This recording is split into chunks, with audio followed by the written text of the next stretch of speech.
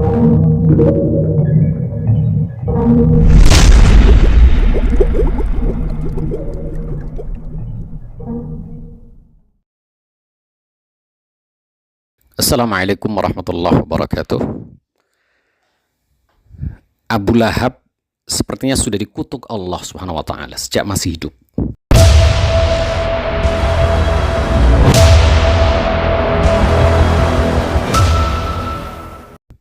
Nasibnya sudah ditentukan oleh Allah dengan diturunkannya surat Al-Lahab. Tabbat yada abi lahab wa tab. Binasalah kedua tangan Abu Lahab dan dia benar-benar binasa. Ma aghna anhu maluhu wa ma kasab. Tidaklah berguna baginya harta dan keturunannya. Sayasla narang dzata lahab. Kelak dia akan masuk ke dalam api yang menyala-nyala atau neraka. Wa imra'atuhu hammalatal hatab, dan begitu pula istrinya pembawa kayu bakar. Fi jidha hablum mim masad, di lehernya ada tali dari sabut yang dipintal. Quran surat Al-Lahab 1-5. Surah ini sudah menginformasikan nasib suami istri ini. Abu Lahab dan istrinya tidak akan mendapatkan hidayah Allah hingga akhir hayatnya dan bakal jadi penghuni neraka. Karena kejahatan keluarga ini terhadap Rasul Shallallahu Alaihi Wasallam, Abu Lahab dan istrinya sudah merasakan hukuman Allah sejak di dunia. Abu Lahab sebenarnya masih paman Nabi Shallallahu Alaihi Wasallam, saudara ayahnya yaitu Abdullah. Nama aslinya Abdul Uzza bin Abdul Muttalib. Perawakannya menarik, wajahnya putih kemerah-merahan. Apalagi ketika terkena sinar matahari, wajahnya semakin kemerahan. Karena itu sang ayah Abdul Muttalib menyebutnya Abu Lahab. Karena lahab itu artinya kobaran api. Karena saat tertimpa matahari, wajahnya memerah seperti kobaran api. Makanya sebutan ini lebih populer daripada nama aslinya. Setelah dewasa, Abu Lahab termasuk paling sukses secara ekonomi dibanding saudara-saudaranya yang lain. Makanya Abu Lahab termasuk sosok terkemuka di Quraisy. Karena selain putra Abdul Muttalib yang sangat disegani, dia hartanya juga banyak. Abu Lahab menikah dengan seorang wanita cantik bernama Arwa binti Harb, saudari kandung dari Abu Sufyan bin Harb, pimpinan Quraisy. Wanita ini lebih dikenal dengan julukan Ummu Jamil. Suatu hari, seorang budak wanitanya bernama Thuwaibah al-Aslami datang tergopoh-gopoh, langsung mengatakan, "Kabar gembira wahai Abu Lahab." Abu Lahab bertanya, "Apa yang terjadi wahai Thuwaibah?" Thuwaibah mengatakan, "Janda saudaramu Abdullah, Aminah binti Wahab, telah melahirkan seorang anak laki-laki yang diberi nama oleh ayahmu dengan nama Muhammad."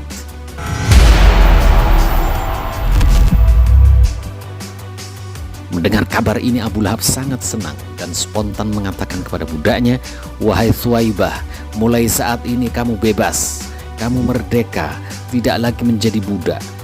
Kamu sekarang merdeka." Semua itu ia lakukan karena saking senangnya punya keponakan baru bernama Muhammad.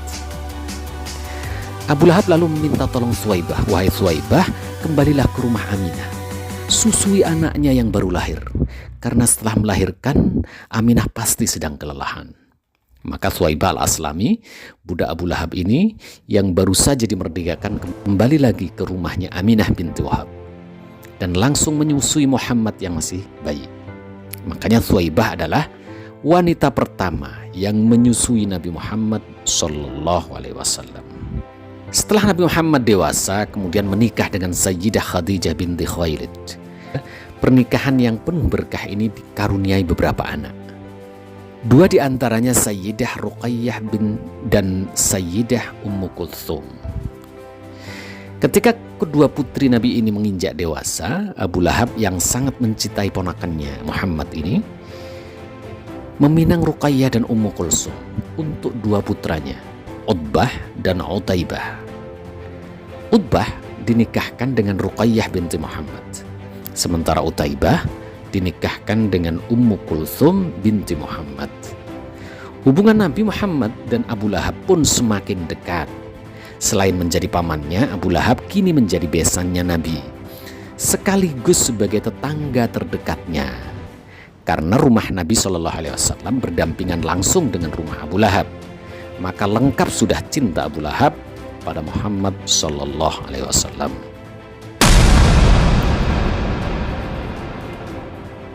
Abu Lahab ini berbeda dengan saudara-saudaranya yang lain, yang mengutamakan keberanian, kemuliaan, dan berakhlak mulia. Misalnya Abu Thalib, atau sosok berani dan pahlawan seperti Hamzah bin Abdul Muttalib, dan juga Abbas bin Abdul Muttalib. Karakter Abu Lahab lebih cenderung senang mengumpulkan harta, tidak peduli dengan masalah lainnya, kecuali urusan harta, dan bagaimana kepentingan masalah harta itu tidak terusik dengan masalah lain. Maka ketika ponakannya Muhammad menerima wahyu pertama di Gua Hira dan kemudian disusul dengan turunnya surah Al-Muddathir yang sekaligus menandai diangkatnya Muhammad Sallallahu Alaihi Wasallam sebagai Rasul Allah, menjadi awal perubahan hubungan Nabi Muhammad Sallallahu Alaihi Wasallam dan paman sekaligus besannya ini, yaitu Abu Lahab. Awalnya kerasulan Muhammad Sallallahu Alaihi Wasallam ini hanya menjadi isu dari mulut ke mulut di masyarakat Makkah, karena Nabi Sallallahu Alaihi Wasallam berdakwah secara sembunyi-sembunyi. Namun begitu, namanya isu ini sampai juga ke telinga Abu Lahab. Abu Lahab mulai terusik, bagaimana mungkin anak yatim ini mengaku dirinya seorang Rasul utusan Allah. Dia pun berpikir keras, jika Muhammad sampai berdakwah terang-terangan, mengajak Quraisy mengikuti agamanya, maka bakal hancur ekonominya. Karena Quraisy pasti akan menghujat dan memblokade keluarga besar. Imam Bukhari dan Muslim meriwayatkan, suatu hari Nabi Shallallahu Alaihi Wasallam keluar menuju Al-Badha. Kemudian beliau naik ke bukit seraya berseru, "Ya Sabahah, ya Sabahah, wahai sekalian manusia." Maka orang-orang Quraisy pun berkumpul. Kemudian beliau bertanya, "Bagaimana sekiranya aku mengabarkan kepada kalian bahwa musuh di balik bukit ini akan segera menyergap kalian di pagi hari atau sore hari? Apakah kalian akan membenarkan aku?" Mereka menjawab, "Benar, ya." Kemudian melanjutkan, "Sesungguhnya aku adalah seorang pemberi peringatan bagi kalian sebelum datangnya azab yang pedih." Semua orang Quraisy mendengarkan ucapan Nabi, dan tidak ada satupun yang bicara, kecuali Abu Lahab yang langsung mengatakan dengan ketus, "Apakah hanya karena ini kamu mengumpulkan kami? Sungguh kecelakaan bagimu." Maka Allah menurunkan firman-Nya, "Tabbat yada Abi Lahab wa tab," sampai terakhir. Dengan begitu, Abu Lahab adalah orang pertama dari keluarganya dan dari kaum Quraisy yang menolak seruan dakwah Nabi Muhammad Sallallahu Alaihi Wasallam. Permusuhan Abu Lahab terhadap Nabi Muhammad Sallallahu Alaihi Wasallam dan Islam pun dimulai. Salah satu pembela setia Abu Lahab dalam menentang dan melawan Muhammad adalah istrinya sendiri, bernama Arwa binti Harb atau Ummu Jamil. Setiap hari Ummu Jamil, istri Abu Lahab ini, sejak pagi keluar rumah dan menyebar kotoran dan duri di depan pintu rumah Nabi Muhammad dan jalanan yang biasa dilalui oleh Nabi Muhammad SAW. Selain itu, Ummu Jamil selalu memprovokasi para wanita dan masyarakat Makkah dengan cara menyebut nama Muhammad yang berarti mulia disebut dengan nama Muzammam yang artinya tercela. Sementara Abu Lahab sendiri selalu mengikuti Nabi SAW yang tengah berdakwah. Setiap kali Nabi mengajak seseorang beriman, langsung Abu Lahab berteriak di belakangnya, "Jangan percaya, jangan percaya dia pembohong. Aku ini pamannya, lebih tahu siapa dirinya." Tak hanya itu, Abu Lahab mendatangi kedua anaknya yang laki-laki, Utbah dan Utaibah, agar menceraikan istrinya, Ruqayyah dan Ummu Kulsum binti Muhammad. Utbah bin Abu Lahab pun mendatangi istrinya dan langsung menceraikannya. Sementara Utaibah ingin lebih menyenangkan hati ayahnya. Utaibah bilang ke ayahnya, "Aku akan ceraikan istriku dan aku akan sakiti hati Muhammad." Dan benar saja, Utaibah segera mendatangi Nabi Muhammad Sallallahu Alaihi Wasallam seraya berkata, "Anakmu Ummu Kulthum aku ceraikan," sambil meludah di hadapan Nabi Sallallahu Alaihi Wasallam. Rasul pun sangat sedih dan marah, hingga kemudian berdoa kepada Allah Subhanahu Wa Taala, "Allahumma sallit alaihi kalban min kilabik." Ya Allah, kuasakan atasnya anjing di antara anjing-anjingmu. Hadis riwayat Baihaqi dan Hakim.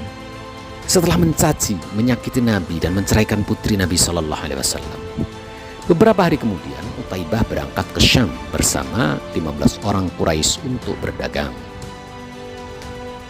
Sampai perbatasan Syam, di lembah bernama Qasirah, rombongan dagang ini beristirahat dekat sebuah tempat ibadah Nasrani. Seorang pendeta Nasrani mengingatkan rombongan dagang ini, "Kalian berhati-hatilah, lembah ini banyak binatang buasnya." Mendengar peringatan ini, Utaibah bin Abu Lahab, dia merasa takut karena ingat doa Muhammad SAW pada dirinya. Maka Utaibah bilang ke rekan-rekannya seperjalanan, "Wahai saudara-saudaraku sekalian, aku ingin tidur di tengah-tengah kalian, karena aku takut dengan doa Muhammad." Maka Utaibah pun tidur di tengah, dikelilingi rekan-rekannya. Ketika mereka tengah tidur pulas, tiba-tiba seekor singa mendekat. Anehnya, singa ini berjalan di sela-sela rombongan yang tengah tidur, seakan-akan dia mencari seseorang. Dan benar saja, sampai di tengah, singa ini langsung menerkam Utaibah. Saat itu Utaibah berteriak, "Wahai kaum, aku dibunuh oleh doa Muhammad." Maka Utaibah pun tewas mengenaskan diterkam singa.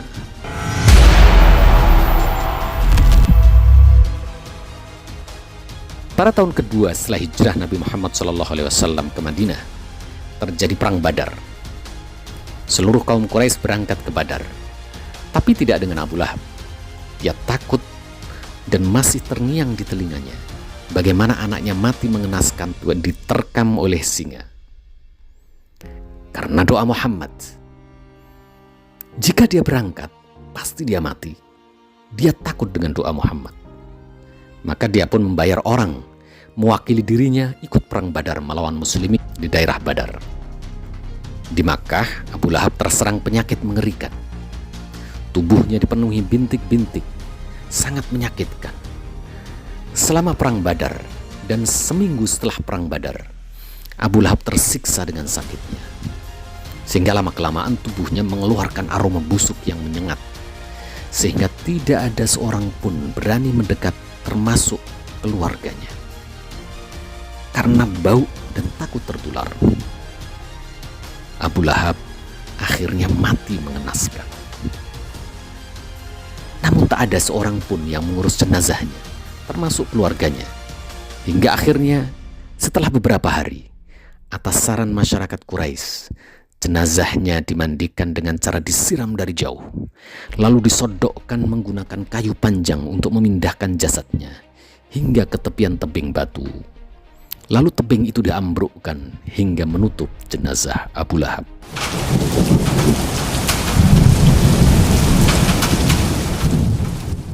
Urwah bin Zubair pernah meriwayatkan bahwa dia pernah mendengar cerita dari seseorang yang masih kerabat Abu Lahab. Orang itu, kerabat Abu Lahab itu, pernah bermimpi. Dalam mimpinya dia bertemu Abu Lahab dalam kondisi yang sangat menyedihkan. Lalu ditanya, "Apa yang kau rasakan setelah kematianmu, wahai Abu Lahab?" Abu Lahab menjawab, "Aku dalam keadaan terburuk, terbakar api terus-menerus. Aku tidak pernah bisa istirahat dari siksaan itu kecuali sebentar, yaitu di hari Senin. Di hari Senin siksaan terhadapku diringankan, tapi sangat sedikit." Orang yang bermimpi itu kemudian bertanya, "Kenapa siksamu diringankan di hari Senin?" Kata Abu Lahab, "Karena di hari itu Muhammad dilahirkan, dan karena itu aku memerdekakan budakku." Riwayat ini bukan hadis, tapi hanya cerita dari mimpi. Benar atau tidaknya wallahu a'lam. Namun Allah Subhanahu wa taala telah menjanjikan dalam surat Al-Lahab, sejak Abu Lahab masih hidup. Sayasla naran dzata lahab. Kelak dia akan masuk ke dalam api yang menyala-nyala atau neraka. Nauzubillah.